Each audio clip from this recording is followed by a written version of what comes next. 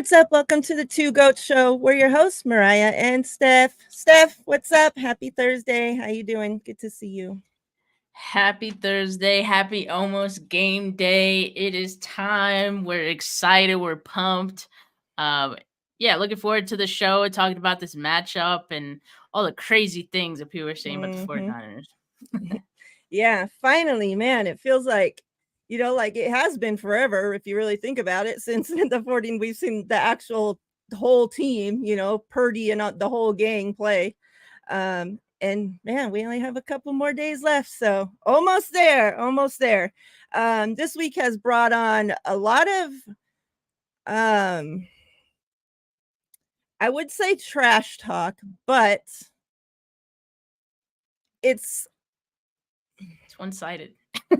and not just that, but it's like gone to like a hate level almost. Like some pretty nasty things are being said about our quarterback, about our team. The national media is acting like they forgot about the 49ers. Like it's been too long since the 49ers have played that they forgot. Like we're not just the one seed. We didn't just fall into the one seed, like we're the one seed for a reason. And they're just acting like Green Bay is just going to roll in here and stomp us out and take all our glory like it's nothing. Um, so, yeah, there's a lot to get into.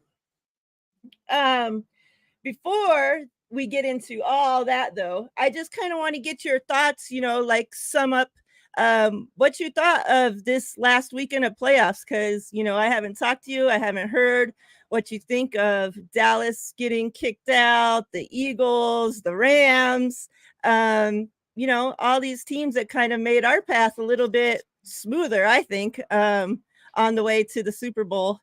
Yeah, give me your thoughts on how you thought this weekend went. Yeah, I honestly thought it was kind of the best case scenario for the 49ers to have on the NFC side, have both the Rams and the Cowboys getting knocked out because I think we make fun of the Cowboys, but if that matchup happened again, sure, I'd feel great about it. But obviously one of the better teams in the NFC throughout the regular season, so it's good to get them out of the way. They're gone, they're home as they should be. And the Rams, for the reason of them being of knowing the 49ers as Mm-hmm. much as they do, as closely as they do, that always bothered me a little bit. I know a lot of people are like, why are you worried or scared about this Rams team? But it's not about being worried or scared. It's just the fact that one, anything can happen, especially in the playoffs. And when a team knows you that well, I think it even Mm-hmm. heightens that, right? So I'm glad they're out of there. And I think on the AFC side, to see a team as good as the Browns, get knocked out too. That helps the Ravens too, but we'll see what the Mm-hmm. Texans can cook up against them. It's kind of funny. I was talking to Rob about this earlier. Like, it's kind of similar what's happening on the AFC side to what's happening here in the NFC. You have the Texans, who are this hot team who scratched and clawed to make the playoffs, although they did have a better record than the Packers. Mm-hmm. But they also have a young rookie quarterback, and CJ Stroud, first time head coach, all these things. So the Texans are kind of like the same team that the Packers are in the NFC right now. And both of those teams going up against the number one seed now. So it's going to be interesting to see how both of those games go, but I'm totally expecting the 49ers to handle business on Saturday. Yeah. I thoroughly enjoyed, especially the Eagles getting their butts kicked. Like they didn't even Oh yeah, score I didn't even 10 mention points. that. I didn't even mention the Eagles. Forgot about Yeah. them. And the return of Big Dumb Dom, like I told the guys this week, like they showed his entrance like back to the game, walking down the whole thing. Like it reminded me of like a wrestler, like making his entrance, making his entrance to the ring. Like you're parading the chief of security, whatever he is, of security, like return back to the field, like you're not even supposed to know who these people are. Like I don't know 31 other teams who their dom is, like, and they act like this guy's some celebrity out there, like so Well, ridiculous. that's all they had going for them, Ryan. Like, I mean, we kind of knew going into it that the Eagles were toast going into the playoffs, and I sure wasn't expecting them to win that game against the Bucks. And so, you got to create hype however you can, and the return of Dom was kind of all they had going for them. Yeah, it was crazy. But I'm so glad. Right Yeah, I'm so glad that they're out of there.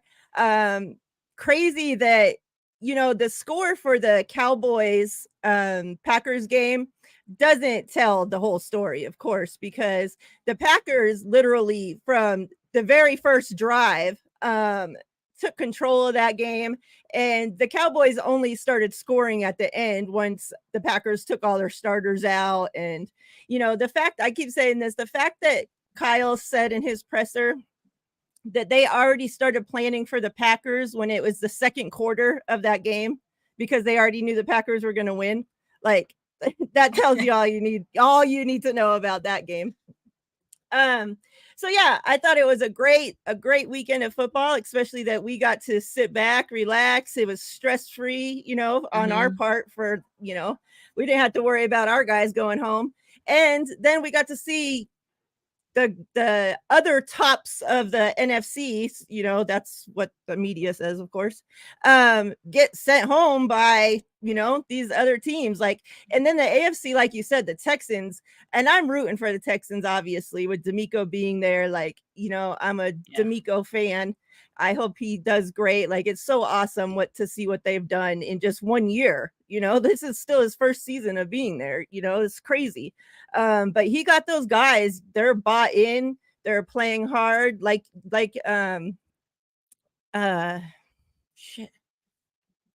What did we talk about last week? The culture. Like he turned around the culture of that place, like he even has old, like past Texans of other teams, like acting like they're going to come out of retirement and stuff and suit up to play for him, like you better have Arian Foster on the phone. Yeah. But no, there's that clip that circulated too of him like telling one of his players like, hey, like if you just jump this route, like keep your eyes on the quarterback. If you just jump this route, like that's a pick right there. And then like it pretty much spoke it into existence. The player got the pick. That was really cool to see. And that's just awesome. Like one of the examples of how great of a coach D'Amico Ryans is. Like I'm excited for him. He definitely deserves to be coach of the year this year. It'll help the fact that Kyle Shanahan never got coach of the year, at least, D'Amico will get in. He definitely deserves it. I still can't believe that Shanahan hasn't. There's plenty of years.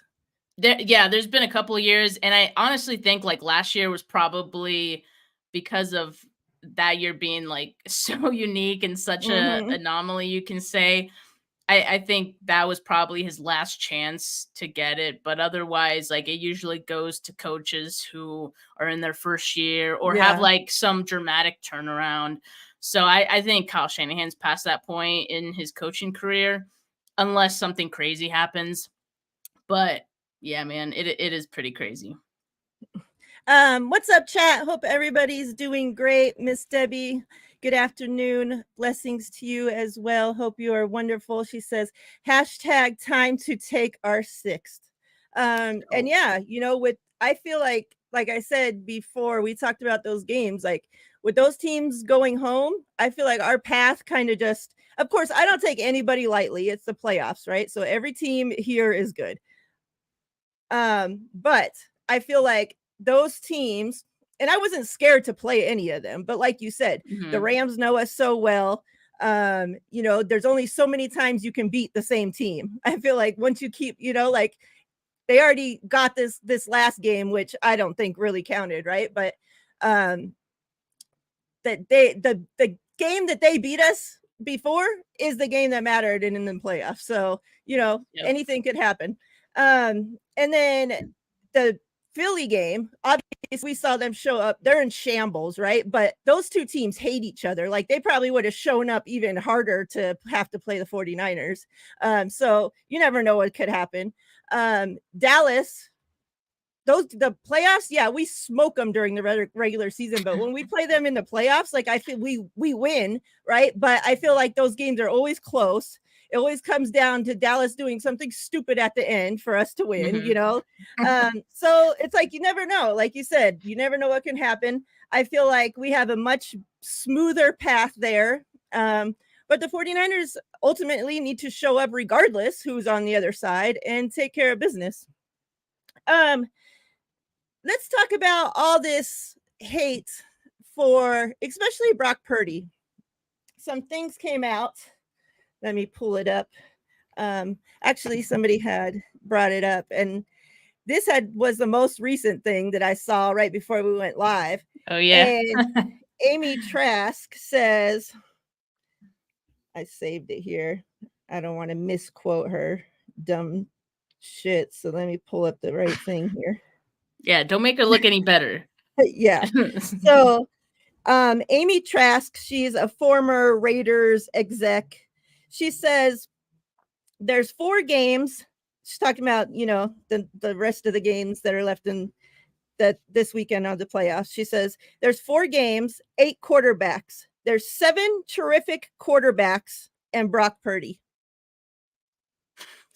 Now, you know, we know that the rest of the quarterbacks left in the playoffs are all first-round picks, right? Brock Purdy is a 7th-round pick.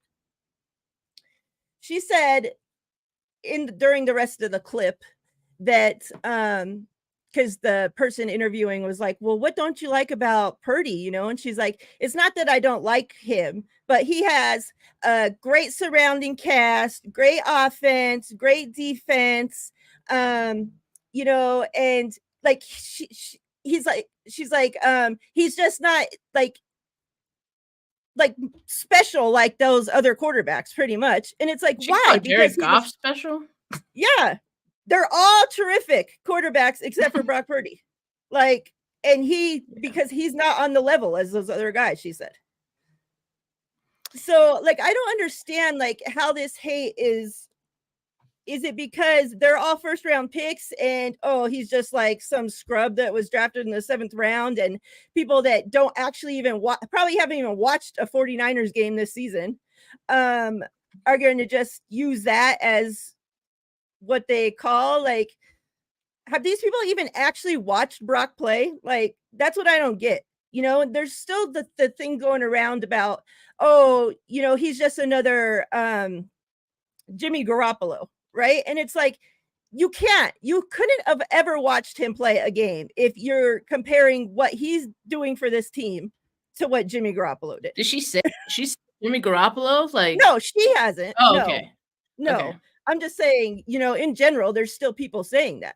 And it's like, have you guys not even watched a second of Brock Purdy play? And like, I don't understand like where all this shit is coming from because there's like a lot of hate this week.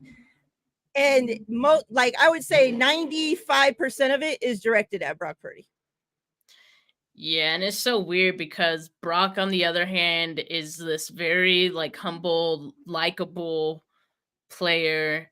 He very much keeps to himself. Like, he doesn't really respond to any of these things. Like, he definitely could. But you know what? He responds on the field, and that's all that matters. And if he's hearing even just a little bit of what people are saying about him this week, I think he's going to go out there and he's going to dice up this Packers defense because, you know, if Amy was just talking about the fact that the other quarterbacks are a first-round pick or were first-round picks, and Brock Purdy is the only non-first-round pick still in the playoffs, that would be correct. But that just makes, you know, the awesomeness of Brock even more awesome, right? Because it just shows how much growth he's had. I saw someone say, and I can't remember who said it right now, but someone said, like, it's hard to scout the mind. It's harder to scout the mind than it is, like, you know, the film of a player. And that's why Brock Purdy was a 7th-round pick and not I like a that. 1st-round pick. And the 49ers, thankfully by having drafted him with that final pick, at least they saw or they're reaping the benefits of, the mental side and that Brock Purdy has, because that's really what's gotten him to this point. You talk about all the he's a fast processor. That helps him on the field. He's in his interview with Steve Young, he talked about how he stays calm, and it really doesn't seem like anything that he hears about himself affects Mhm. him at all. Like, he just lets that all roll off his back. If anything, like, he uses it as motivation, and so all those things are just like little intangibles that make him a great quarterback. And so yeah, Amy's tripping. Uh I really want to support all women in sports. I I really know. do, Mariah. I really, really do. But sometimes they just make it hard. I absolutely agree. And you know me, like I'm always trying to support all the ladies, whatever, but man, like why do you have to go out there and say They just such make it stupid shit? so hard sometimes. Um, So hard. let's go right over to what Devontae Wyatt has Yeah. been saying. Said that when you get pressure on Brock Purdy, it's a guarantee that you'll get a turnover. Um, acting like there's some they know what to do, they know the ultimate how to get, Brock Purdy. I was listening to somebody talk about it, and they were saying, that their plan pretty much is if they can get home and pressure Brock with 4 and make him, that they can count on their back end to take care of business, is what they're planning. Hmm. But it's when you have to bring 5, 6 guys after Brock that he's going to end up tearing you up. So if they think that they can get home with 4, and they do, and they're able to pressure him with 4, that's what they think is Brock Purdy kryptonite or whatever the hell, I don't know. The last person though to say that they had some tell on Brock Purdy and they were going to get, interceptions and whatever. I remember Ayuk breaking their ankles. So it's pretty interesting to me that you're just going to go out there and divisional round of the playoffs put such a bold thing out there. Dante Hittner had Hmm.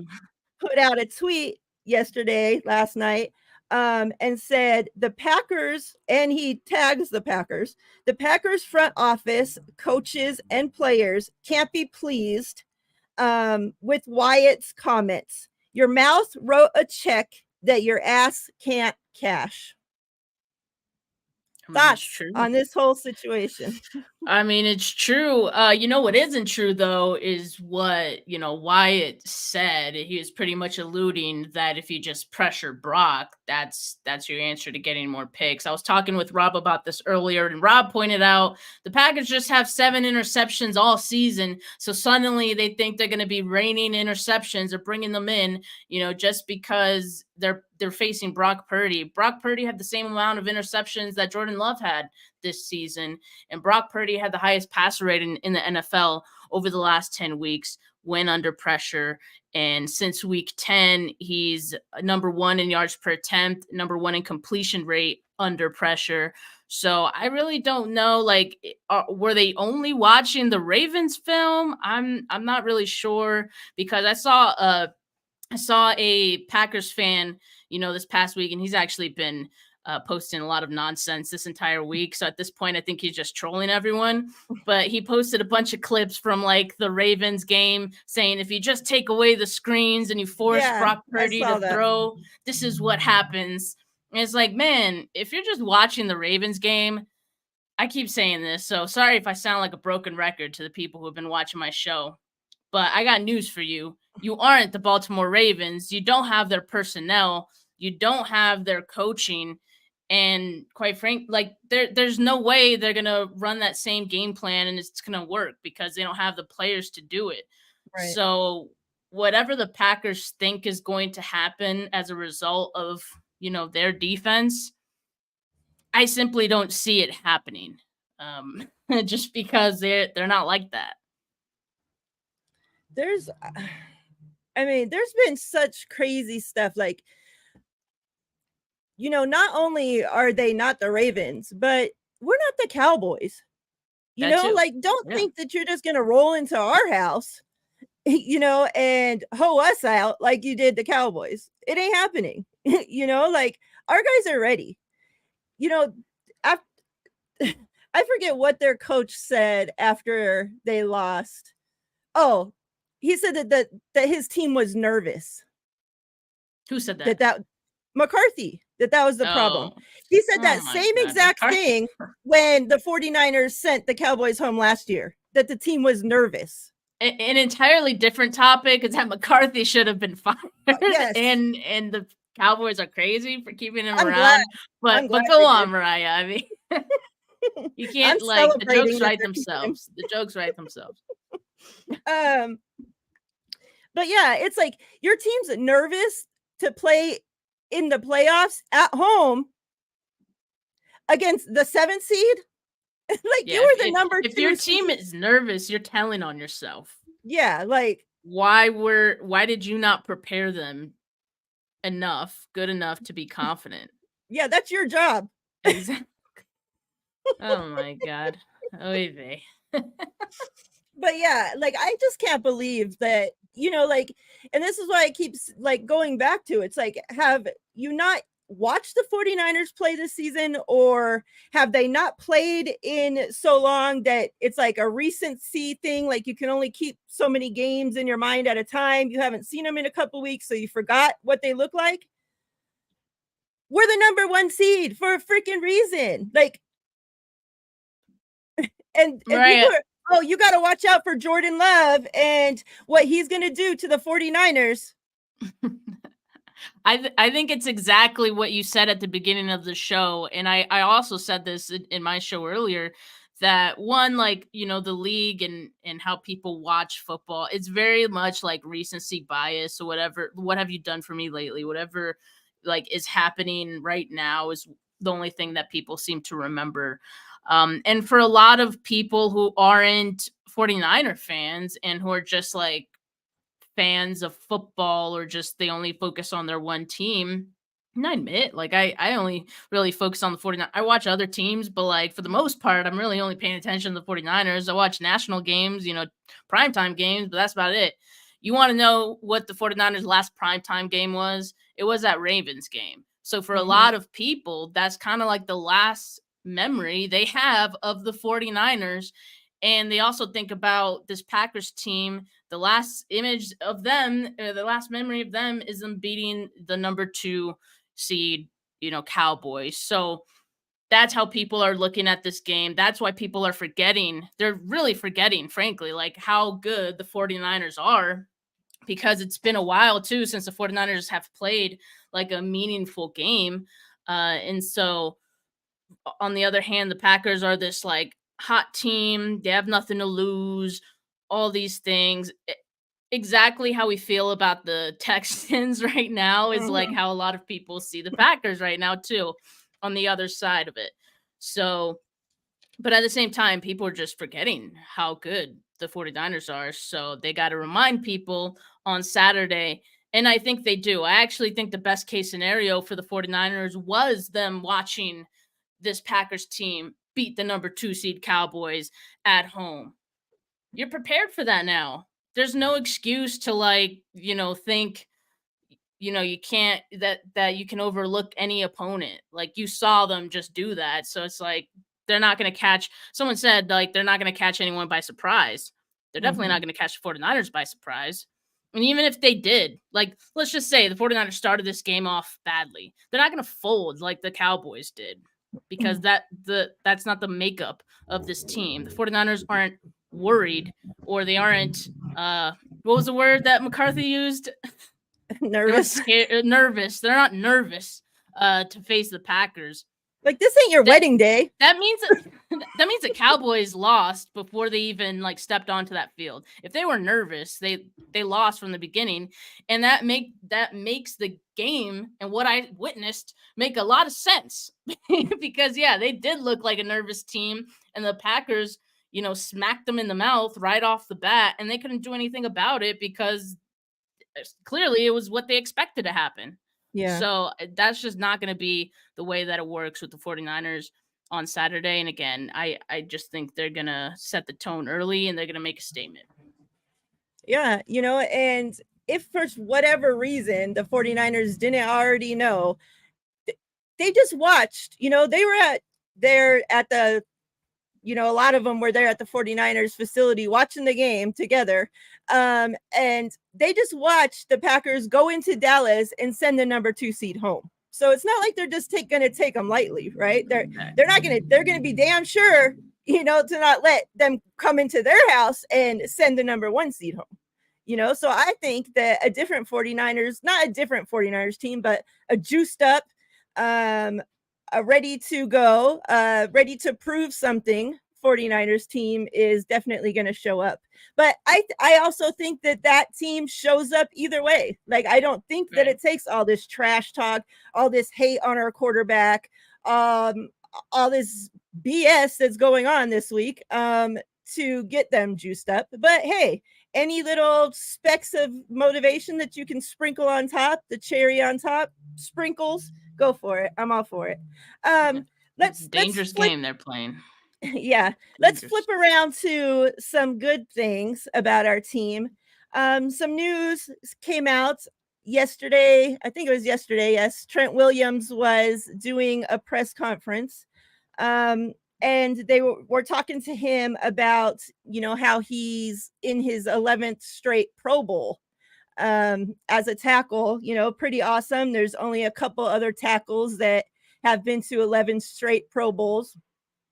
And then he says that, he wants to break that record. So one of the reporter guys says, so does that mean you're coming back next season? And Trent says, yes, 100% yes. And this is huge because remember going into last offseason, there was a point in time where we didn't know if Trent was coming back or not. Like, he was contemplating whether he was coming back or not. We know he's getting up there in age, right? So retirement's coming soon, so to find out that we at least get him back for another season, because now he has his eyes set on something, right? A Super Bowl, and now, okay, you're getting up there and breaking records, things that have never been done at your position. And so I think we're going to get not only Trent back next season, we're going to get a hungry Trent back, because imagine, he can't just come back and then have a shitty season. He has to come back and have a Pro Bowl caliber season, because that's the whole point. You have to get into the Pro Bowl, right? So like, you have to come back. You got to stay healthy. You have to have a great season. So I definitely think he's going to be striving for these things. And he went on to talk about Brock Purdy, which I also think plays a little part into this. We'll get into that separately in a minute. But just give me your thoughts on Trent when you heard Trent coming back. Big Trent. Yeah, big Trent, man. It's huge. It's huge. It's as huge as Trent Williams himself, and that man is pretty freaking huge. So I'm really excited about it. I mean, I think it's good early to have that reassurance that he's going to be back.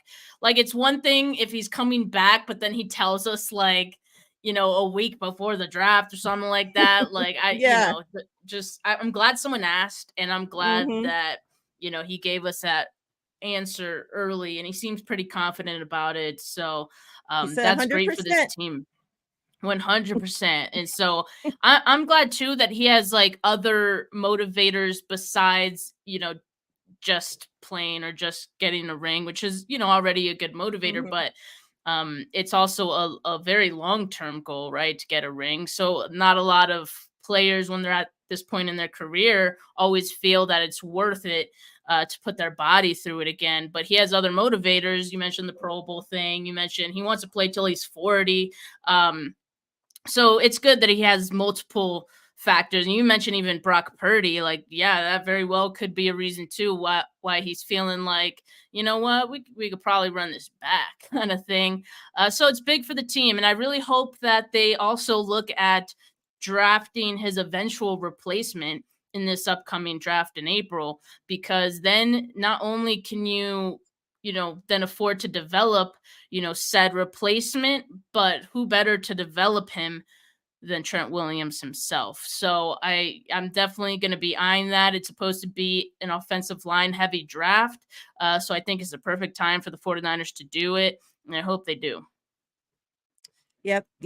I agree. I was super excited. Hey, Peachy, good to see you. She says, it's like when we traded for Trent. I'm that excited. Yeah, because like I was scared, like, feels like every offseason now, like we're losing a big piece of our O-line. And then we're going into the season all stressed out because the 49ers, are just putting O-line in that they already have. And none of us know what these guys are going to do, and like, I feel like that's always our biggest stress going into the season. Like the last 3 years is the O-line. Yeah. And the most important guy, like to protect Brock's blind side, like he's a Pro Bowler for a reason, right? Like an all pro, like gonna be in Canton. Like the guy is amazing at what he does. And to lose him, man, is gonna hurt. Definitely they need to draft his replacement so he's able to groom him up, get him ready. Obviously, hopefully he could be turned into the next Trent. Right. But he's gonna have big shoes to fill, right? So why I'm saying that, this might be connected to Purdy a little is because Trent went on to talk about Purdy, and when they asked Trent pretty much like that same a question about that, like all the quarterbacks left in the playoffs are all first round picks, and then there's Purdy, like what does that say, about him? And he went on to say, that's tells a lot about how great, Purdy is, because he's doing things that nobody thought he could ever do, like he's already surprised him and done so much great things, right? But he goes on to talk about him and says that Purdy's a lifesaver.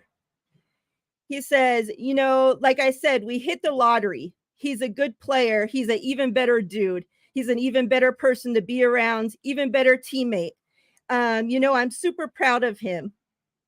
I just hope he can continue to blaze trails. And then he goes on to say, let me find out the other part I wanted to read you guys, because it's pretty awesome. All the hate that Purdy's getting, at least, he actually does have the support of the locker room. Even Shanahan, there's been so many times when Shanahan gets up there and it's just like, even though Jimmy sucked, it's like, don't get up there and say my quarterback sucked, like get up there and say something nice about him for once, like even if you have to fib a little. But no, Shanahan wouldn't do it, right? But now Shanahan gets up there and you can tell Shanahan like really trusts Purdy, right? Like he glows this is his about guy. Brock Right? Yeah. Like completely night and day difference. He says, so I guess when they said that Trent went up to him after he was drafted and said, or after he made the team and was said, hey man, as an undrafted guy, you made the team. That's a huge deal. But he wasn't undrafted. So I'm not sure where that came from, but still, Trent talked about that, how, he was, that was awesome. He said, pretty much like the spot that you get drafted, is just that. What you do after that point, that's on you, and that Purdy's done exactly what he's needed to do. He said that Purdy got him to the championship game, the NFC championship game last season, that he led them to there. Now he's led them to the 1 seed with a chance to play for their ultimate goal at the Super Bowl, and you can just tell Trent, like I go back to that a few weeks ago when like he embraces Brock in the locker room, and like you could just tell Trent is like so proud, like a big brother, almost like he is just so proud of Purdy. What do you think about all that? Well, I mean, I think it's pretty obvious how this locker room has Brock Purdy's back, and it's different than it was before.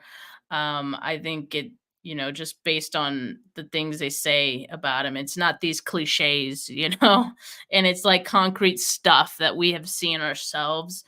In the interview that Brock Purdy did with Steve Young, I mean, he talked like Young asked him like, what was one of the moments where you kind of knew that like the locker room kind of embraced you, or that Mm-hmm. like they were behind you.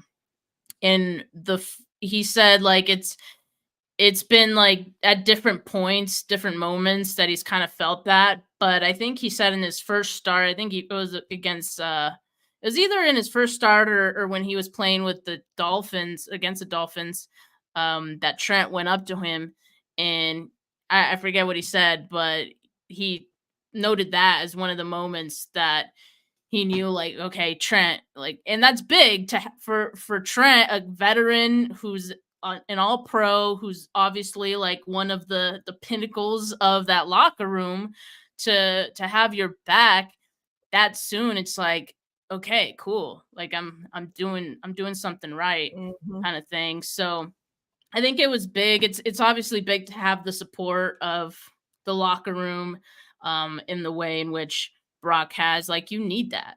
You need that. So I think it's cool. And if that's part of the reason that, Trent's deciding he's definitely going to be back, then I mean, that makes Brock even more of a slam dunk for this Mm-hmm. team. To say he's a lifesaver, like that That's made me crazy. think that Trent, obviously not saying, ultimate like saved his life, right? But that obviously Trent knows he's getting up there in age. Your ultimate goal in this game is to win a Super Bowl, right? So he only has, 1, 2, a max 3 maybe years to play left.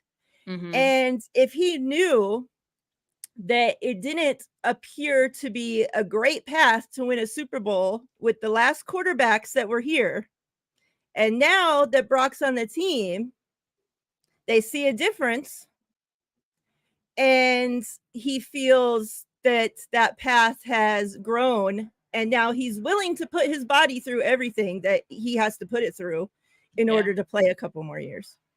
Yeah. That's what I took from it.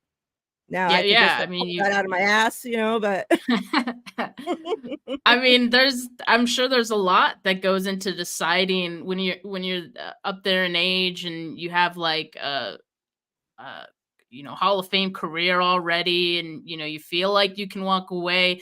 I'm sure there's a lot of factors that go into deciding to come back, but definitely you have to feel confident that you can actually, like, you're not just doing it for fun at that point. Mm-hmm. Like, you're Yeah. doing it for a ring. You see Aaron Donald with the Rams as well. Yep. I'm sure Stafford coming back and McVay coming back. Like, that's been Mm-hmm. reported, I'm pretty sure, Yep. that It was. because all those guys came back, that's was like, okay, I feel good about this now. So yeah, I think it is definitely like the quarterback is a lot. That's the team right there. And their best Mm-hmm. chances are with the quarterback, so yeah, I think it's big. It's big for the team and for the future, because I think guys, are going to want to play here. Guys who are here are going to want to stay here, kind of thing. Um, yeah, it's big. And that might have been a part of the locker room being split on the whole Jimmy, Trey Lance / young quarterback type thing, because, like maybe they thought if everything went perfect around Jimmy, they could have a path right to the Super Bowl. They got there before, Mhm. right? Um, but you only have a couple more years left to get that Super Bowl, and like, do you want to be on a team that's starting over with a rookie quarterback? Like, you don't know how that guy is going to play. Like, you feel like all the work you guys have put in the last few years, now you have to start over because it's a young guy, right? Like, you have to go through rookie Mhm. growing pains and the Yeah. ups and downs of this young player when you have a vet here already, Yeah. but now Purdy came in and he wasn't looking like a rookie, right? Even we threw him in because Jimmy gets hurt. He wasn't ready. Like, he hadn't been practicing as a starter. Right. He wasn't been named a starter. Like, he was just a backup, right? Like, And he even says, like, he spent all last season and even to the playoffs, like, just trying to tread water, like, still trying to learn the playbook, still trying to figure out the offense and what he was doing. And he says this season, like, he has all that down, So I don't know. well, that's why the buy-in, the locker room was able to buy into what Brock Yeah, Purdy did so easily. exactly. Yeah. Mm-hmm. And also the fact that it came at such a pivotal point of their season. Like, you're still trying to lock up that like playoff spot last season, and he does that. Like, Yeah. he helps get them there. So yeah, Yeah. that's huge. I mean, I think he already like solidified what he means to the locker room. So Mm-hmm. I like this comment. What's up, Sammy and Pickle? Says Shanahan is that dude that won't say I love you, but when he finally does, won't stop saying it. Brock wore him down. Yeah, like, he gets up that's there and just hilarious. glows, like, has all like this praise. Even after like the 4 interception game, he's up there, like, oh well, those weren't on Brock. Brock, he did what he could, yada yada yada. He had a great He's like game, and defending him and shit. it was completely opposite when he would get up there and talk Yeah, about Jimmy. Like, there's almost times like I wasn't the biggest Jimmy fan, right? But there's times where I'm feeling bad for Jimmy because it's like, man, like, you don't even have support of your coach, like the guy that's supposed to have your back, right? Like, like, how can we that's expect him to crazy. be great when the coach is just like, yeah, he's here, whatever, like, I'm um, glad that's all behind us now. I know, man. Um, but now I see, man, like, we have a quarterback, and I think it was in that Steve Young interview where Brock said, like, I just got to trust what Shanahan wants me to do in his system and do what he says, right? Like, Mhm. that ultimately what he wants you to do. But he said there's enough trust there that if the play breaks down, Shanahan trusts him to do what he has to do as well. Purdy talked about, that he is able to go to Shanahan and tell him if Mhm. something's not working, if he doesn't like something, and that they fix it together, they make changes, they, like, Yeah. that's awesome. Especially because people are always like, oh, it's Shanahan's system. The quarterback has to just do exactly what he says. He doesn't change his system for, his players. It's just always he has to draft players that fit into his system because he won't make any changes. Well, obviously that's not the case. Of course he's going to stick to his system, but he's willing to make changes when the player comes to him and talks to him and is actually good enough to do what they're talking about. Yeah, Like, I night think and day difference. I mean, obviously, I think like there's a baseline of what Kyle wants out of a quarterback, and whatever extras or bonuses he can get from that, I think could just help the offense grow. And so we've seen that. We've seen Mhm. that this season, um, and it has helped this offense grow, and evolve. So it's been cool to watch. I agree. All right. So getting into this score prediction and kind of just, like, how you before you get into that, actually, how are you just feeling overall? Like, if actually answer this for me. In order for the 49ers to win, they must do what? Stop the Packers run game. I think that's the biggest one, because you know what, Packers talking heads are saying about what's the Packers key to beating the 49ers. They say run the ball. Like, that's what they're saying. So that's like kind of what makes their offense go first and foremost. Jordan Love has been making a lot of great plays, and some throws that are hard to defend against, or at times even impossible to defend against. But at the end of the day, a lot of those plays are set up by the run, because that's Mhm. just like the way the Kyle Shanahan like offense works Exactly. as well. So like, that's one thing the Packers offense they have in common, and so they've been riding that wave as well. And so I think that's the biggest key for the 49ers: stop the run game.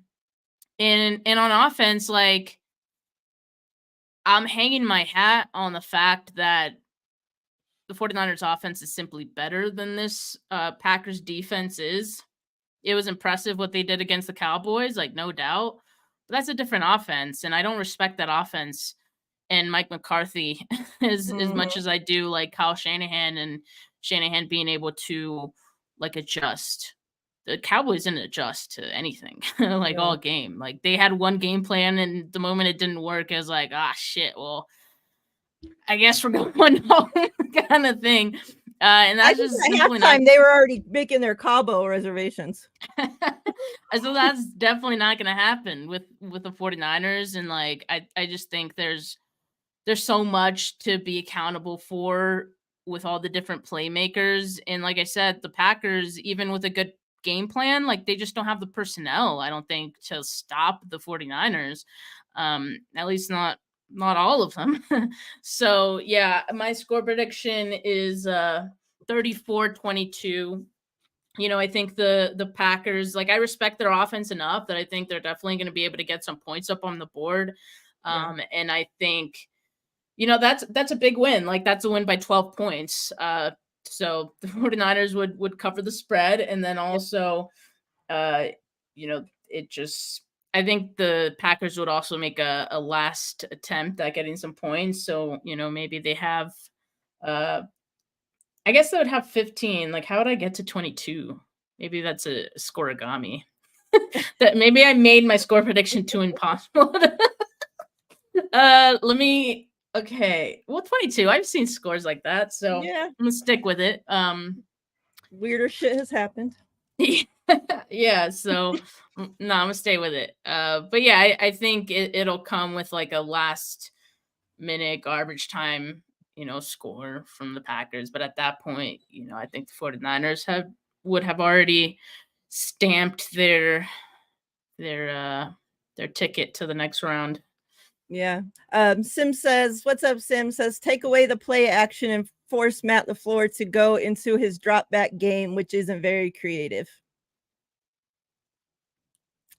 I think out of the whole Shanahan coaching crew, Matt LaFleur is my least favorite one out of the whole group, I think. Least favorite or just like Like the least least convincing of yeah, like I guess like the least like the suckiest one out of the whole group. he's still good, but like okay, so I wonder about this, right? And so I'm gonna have like Rich Madrid on my pod like in a couple hours, and I want to ask him about that because I feel like, and players have mentioned this, Kyle's mentioned this week, that when he had Aaron Rodgers, there were some things that just had to be different because, like Rodgers played a lot of football before Yeah, LaFleur got there. He's a Hall of Fame quarterback in his own right. So LaFleur, I think there were some things that they couldn't really. I don't know. Rodgers kind of did his own thing to a certain extent. yeah, And so now you hear Kyle Shanahan saying like, "Oh, like now, like this offense looks more like I know LaFleur's offense to be. Like he's doing more of his own thing and what he's always done." right. So I don't know if that's like, is that a positive? Like, is that an advantage to the 49ers? Because you kind of like, him now, you know what to expect. It's not like this Hall of Fame like Yeah, quarterback going rogue, not rogue, but or maybe he was going rogue. I don't know. And probably. now it's like Jordan Love, who again, Follows kind of suit. like Purdy, like he's executing the offense. He's doing what he's asked to do. That's what Nick Mhm. Bosa said. Um, so maybe I don't know, like maybe that helps a little bit because you kind of know what LaFleur Yeah, is going to try to do. But anyway, that's a good point. I wonder if in the past with Aaron Rodgers, because LaFleur maybe had to have different wrinkles because of Aaron Rodgers. Maybe that's why the offense wasn't as, good as it was before. I don't know. I really don't know. So that's what I I don't kind know of either. intend to ask But I Rich did and get notice, his I take did on it. catch Kyle saying that as well, so Yeah. I was wondering as well. I forgot that Dan Orlovsky, whatever his fucking name is, he says he had ranked his 5 current remaining quarterbacks in the playoffs.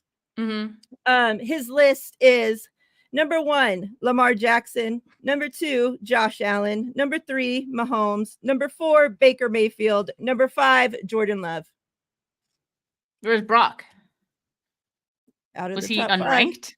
Yep. Was he unranked? It's only a 1 through 5 ranking. Oh, okay. And Brock Man, ain't in so there. he pulled an Amy Trask on us too, I guess. Yeah. Yeah, I'm telling okay, you, like, so this is crazy. Like, Brock was in MVP talks. Like, yeah. because one game against the Ravens where 3 of those interceptions came off the hands of his receivers. Yeah. But, actually he, CJ, did he say Stroud? I don't think he said Stroud, right? No. Okay, Which is crazy. I mean, as that well. makes me feel a little bit better. I mean, it's a ranking of, 5, so okay, fine. But he said Baker Mayfield. Like, yeah. But Mayfield's playing some good football. He is. But Not damn, Brock Purdy I'd good. at least have Stroud in Not front of him. CJ Stroud good. Yeah.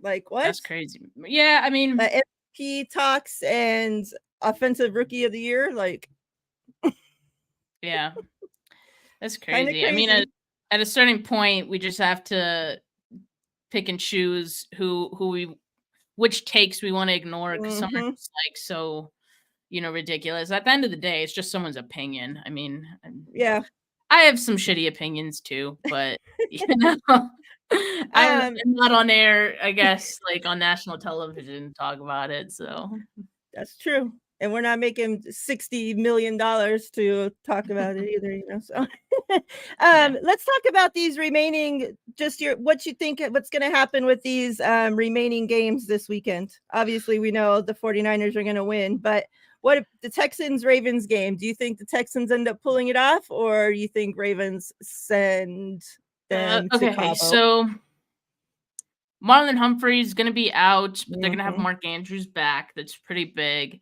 I'm excited for that game, but like, I think the Ravens do what they've been doing, and I think at the same time, like, if it's anything like the 49ers have been having to hear about the Packers and, oh, they're this hot team, I would expect the Ravens to handle their business too. And as much as I want, D'Amico and Stroud to pull off that upset, I think the Ravens take care of business. I'm going to go the opposite direction. I just think I just want the Texans to win. Screw the Ravens. Yeah. I'm tired of their fans. I'm tired of them. So you want them to win, but is that what you think will happen? I'm betting with my heart right now. Okay. So. She's like, I am speaking into existence. Hey, TL. Okay. And yeah, I think, to what, Marlon's their number 1 corner? Yeah, one of them. Yeah. They basically got 2 like number 1 corners, but yeah, he's one of their number 1 corners. Nico Collins has been awesome. Yeah, this year. very good. He was awesome last week. Yeah, I mean, I hope. Could you imagine a Texans 49ers Super Bowl? It's D'Amico and Kyle. It's crazy. I've been doing all the coaches from the 49ers that are over there, all the people, we got Jimmy Ward. Yeah, it would be pretty cool, actually, not gonna lie. That would be. But I don't know if that happens. How about Lions Bucks? First, did you see that the Lions jacket that Juice's wife made for the Twilight guy? Woo, that was nice. Yes, I did. It was awesome. I mean, I'm sure she's gonna have another jacket or another piece of clothing or 2 that she made. Juice said that a bunch of places have been reaching out to her, like probably trying to get contracts set up with her to sell her stuff in their shops. So. They absolutely should. I mean, because so one of the things she said is like she can't. I think it's because it's NFL like she can't sell it herself because I think it's like licensed or something. Like she can't sell Mhm. it out of a shop. Um, so yeah, I would love for the NFL to do like a partnership with her. I think that would Yeah. be amazing. If they're smart, they will.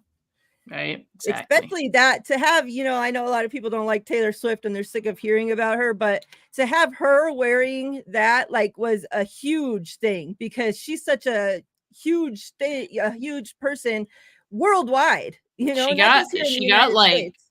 200,000 followers after that. Like She's his got she on got Instagram is 400 crazy. throughout the weekend after Yeah. the Lions and yeah. Before last week, she had 111,000. Mhm. Um, I Yeah. did shoot my shot, and I DM'd her, and I was like, "I'd love to have you on the pod for the playoffs." And this guy, I remember specifically seeing that she had 111,000 followers, and then she did that coat for Taylor Swift, and now she has 400K plus. So Yeah. yeah, no, that's awesome. Like great, it's great for her. And Kyle Juszczyk hyping up his woman Yeah, every so chance that he awesome. gets. Fellas, that's all ladies want. I'm telling you right now. He was under every post. That's my wife. That's my wife. Like, oh, Yeah, so man, you love to sweet. see it. You love to see Yeah. it. So yeah, the Lions Buccaneers game. So I'm gonna go with Lions. I think towards the end of the season they were starting to kind of their defense was taking a step back a bit, but I think they made a statement against the Rams. And say what you want about the Rams, but it was Stafford. I respect Stafford as a quarterback, and especially in the second half, they were able to really put the clamps on them. So, yeah, I'm gonna go with the Lions.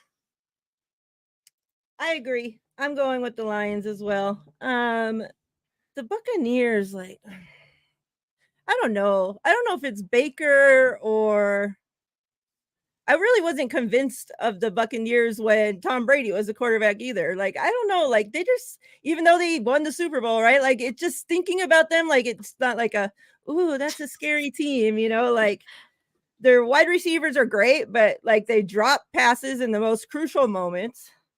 Baker is still Baker. Like, how many games straight are we going to trust him? He's been good But this on the other year. side, He's been good this year. Goff, I don't have too much confidence in him either. But I mean, he's had a good season too.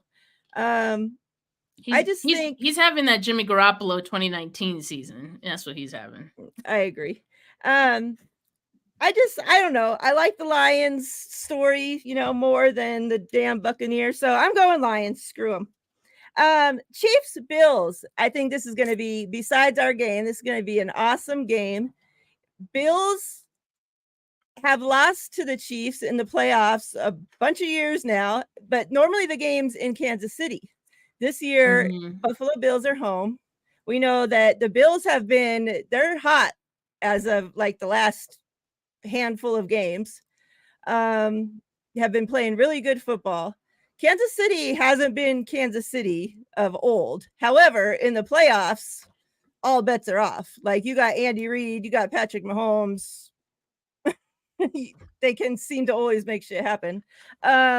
So yeah, I think this is going to be a great game. Who do you got winning that one? Well, I think you kind of know how I feel about the Chiefs this year, and it pretty much echoes what you just said. Yeah, but I said it on my show. I said it out loud, and I'm just not buying the Chiefs hype this year. I'm just not. Like, something's going on with Kelsey. I don't want to say it's Taylor Swift because everyone always blames the relationships, and that's not fair.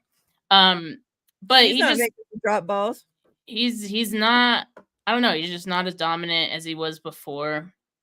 I think I like Rashee Rice. I think he's nice and he's starting to come along. But I just think they need more than that. I also like Pacheco. Pacheco's he's a baller. But there's something missing. And I don't know what it is, but there's just something missing that they've had before. I don't know. I don't know if it's the clutch. Like, they always made like clutch plays. Like, they never miss. and now I'm seeing them miss. And guys who never missed, like Kelsey, like he's dropping balls every once in a while, and it's like, what is going on? So I don't know. I think Josh Allen, frankly, I think I'm not super convinced by the Bills either, but they're also sending. So I think I'm going to give this one to the Bills. Yeah, I agree. Kansas City has just it's hard to put a finger on it. I mean, normally it's their offense is so electric and their defense is kind of sputtering through. This season, their defense has been great and what's been getting them through the games, and their offense is just, yeah, like you said, missing something. Kelsey, like the ball will hit him right in the hands and he just drops it, like, and then he's yelling at his hands afterwards. It's just like, what the fuck's that gonna do? Like, yeah, that's gonna do something. And I said this the other day. It's like, I feel like Mahomes is the new Tom Brady in the fact that when he's playing, you could flick him and he's gonna fall on the ground and start crying, looking around for a flag. Like, it is so ridiculous. Every single play, he is crying for a flag. Like, and the refs give it to him. Like, he gets pushed and he falls, and then he's looking around, and then all of a sudden, there's the flag, and it's just like, you got to be kidding me. So yeah, I hope they get their asses kicked. I just think it's time for Buffalo to get their get back. The Chiefs, I'm just over them. I'm sick of them already. Like, get some new blood in there. We need something new. But yeah, I'm as well going with the Bills, and I like Josh Allen. I think as long as he doesn't turn the football over. Now, if he's going to be out there throwing picks like a crazy man, then that's what scares me, because now Kansas City's defense has been playing great. Yeah, so I mean, they definitely can pick him off. So if he keeps those turnovers down, I think the Bills can come away with that one. I know you mentioned that you have another show later, so tell the good people what else you got. Yeah, so on my YouTube, Steph 49K. I know some of you are tuning in from my channel. Appreciate that. Make sure you watch from Miriah's as well.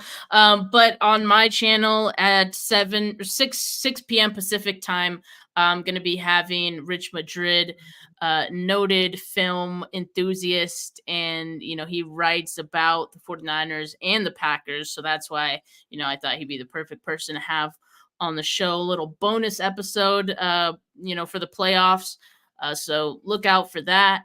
And I already went live earlier this morning with Rob, so make sure you guys check that show out, because that one was pretty good as well. And thanks, Miriah. Just appreciate you having me on. It's been a fun season, but we're not done yet. Exactly. Win or go home, obviously, and we're going to be back next week talking about the upcoming game. Yeah, we are. We're not going home. I'm tired of all this Packers BS. Time to get some shredded cheese out there. It's been a good story for Jordan Love, and I didn't break this news to you. I broke this news to both my other shows this week. So let me tell you this before we close out, that Jordan Love, watching him play, made me think of, like, he was who I thought Trey Lance was going to be. Damn. Or was hoping Trey Lance was going to be. Obviously, we have our guy now, but, I thought, okay, this guy, obviously, he needs to sit. That was the 49ers story, right? Sit him for a couple of years behind Jimmy. He's going to come in, light the world on fire, be the savior. Like, why did the Packers get one awesome quarterback, another great quarterback? Now they're going to have another great quarterback. Like, how do you end up just getting so lucky to have your franchise guys back to back to back like that? It's like us with left tackles and linebackers. It's like that. Yeah. I mean, I would much rather with quarterback, but hey, beggars can't be choosers, I guess. But yeah, I hope, I'm sick of all the disrespect. These people, they're acting like they don't know who the 49ers are. So I'm really hoping that, these guys, they just, they're not running their mouths too much this week. We haven't heard, too much coming out of their side as far as hate. So I hope they let their, play speak for, answer all this BS that the media, these Trask and freaking fracks are saying out there. Kick their ass, please kick their ass. Like I said, this is our smoothest path there. Just fucking get there, please. Let's go. We need it. All right. Like Steph said, make sure you guys tune into her channel. If you're on my channel watching, you're not already subscribed to Steph's channel, her link is in the description box of this video. So please click that link, go over, give her a subscribe, like her video, check into her show later. I'm sure it's going to be a lot of great info there. And yeah, me and Steph will be back next Thursday, 3 Pacific time, same place, same time. Until then, fam, everybody have a great rest of your week, a great weekend, a great game day. We're out of here, faithful. Peace.